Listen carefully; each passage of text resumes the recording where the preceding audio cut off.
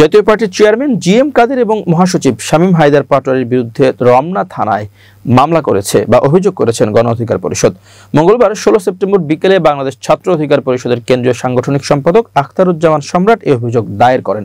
এই ঘটনার সত্যতা স্বীকার করে রমনার ডিসি মাসুদ আলম বলেছেন, অভিযোগ দিয়ে গেছে, এখনো মামলা হয়নি, তবে ঊর্ধ্বতন কর্মকর্তারা যদি সম্মতি দেন তাহলে মামলা হবে।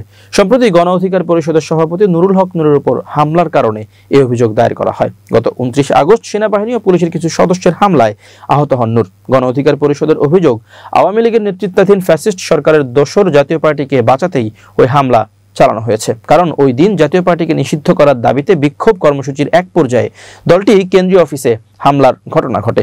এক পর্যায়ে গণ অধিকার পরিষদের অফিসের সামনে অবস্থান করে বিক্ষোভ করছিলেন দলটির নেতাকর্মীরা। সে সময় তাদের উপর হামলা চালানো হয়। এতে নূর সহ বেশ কিছু নেতাকর্মী আহত হন। দীর্ঘদিন চিকিৎসা শেষে গত সোমবার বাসায় ফেরেন নুরুল হক নূর।